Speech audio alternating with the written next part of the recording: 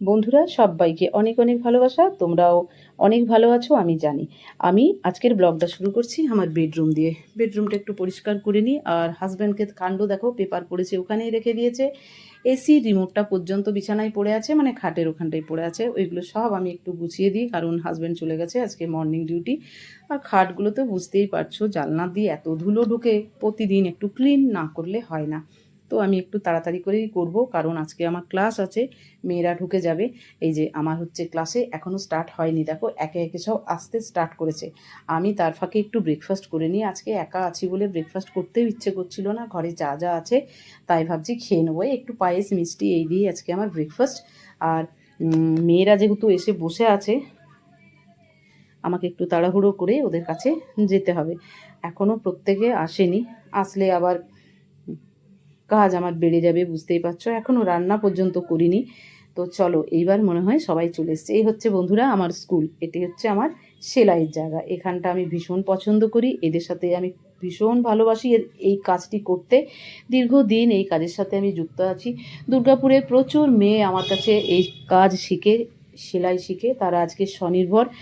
আর এই মেয়েগুলোর পাশে থাকতে পেরে আমি নিজেও ভীষণ হ্যাপি। এদেরকে নিয়ে আমার খুব ভালো একটা জগৎ তোমাদের সাথে শেয়ার করলাম, আমার এই জগৎটা। এটা হয়তো অনেকে জানো, অনেকে জানো না। দেখো মেয়েরা কত মনোযোগ দিয়ে নিজের কাজ করছে। আর এই আমার স্কুলে আসলে না, আমার যেমন মন প্রাণ সব ভরে যায়, সব দুঃখ আমি ভুলে যাই।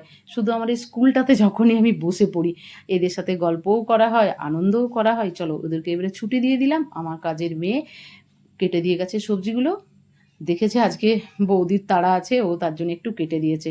কুমড়ো পুঁইটা বসিয়ে নিলাম। যতই যাই হোক, হাজব্যান্ড না খেলেও একটু বানিয়ে তো রাখতে হয়, কোন সময় লাগে। আর সে না খেলে কি হবে, বাজার করতে এত ভালোবাসে, এত কিছু বাজার করে এসে হাজির করেছে। জানি না কখন রেডি করতে পারবো।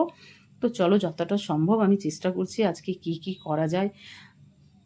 লাউ ডাঁটার ঝোল খেতে এত ভালোবাসে, তার জন্য আমি একটু চেষ্টা করছি যদি লাউ ডাঁটার ঝোলটা করা যায়। আমার কাজের মেয়েটি খুবই ভালো।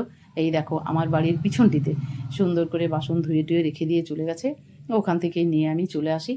ব্যাস, এই হলো আমার সারাদিনের কাজকর্ম। এরপর কিন্তু হাজব্যান্ড আসবে। হাজব্যান্ডকে আমি একটু আজকে ভাবছি ডিম টোস্ট করে দেবো। তার জন্যে পেঁয়াজ, লঙ্কা, ডিম ফেটিয়ে নিচ্ছি। যা গরম, কিন্তু অফিস থেকে আসলে একটা ভালো কিছু তো খেতে দিতেই হবে, ওটাও একটা আমার কাজের মধ্যেই পড়ে। তার জন্য এটা একটু বানিয়ে নিই। বন্ধুরা, এই হচ্ছে আমার ব্যস্ততার জীবন। তোমাদের যদি ভালো লাগে আমার এই ব্লগটা, অবশ্যই একটু লাইক কমেন্ট শেয়ার করে পাশে থেকো। আর বন্ধুরা, জানাতে ভুলো না কেমন লাগলো তোমাদের। এই যে দেখো, আমার পুরো রেডি হয়ে গেছে ব্রেড টোস্ট। হাজব্যান্ডের আসতে একটু দেরি আছে, তো যাই হোক আমি পুরোটাই রেডি করে রাখলাম। বাই বাই বন্ধুরা, টাটা। সবাই ভালো থেকো, সুস্থ থেকো।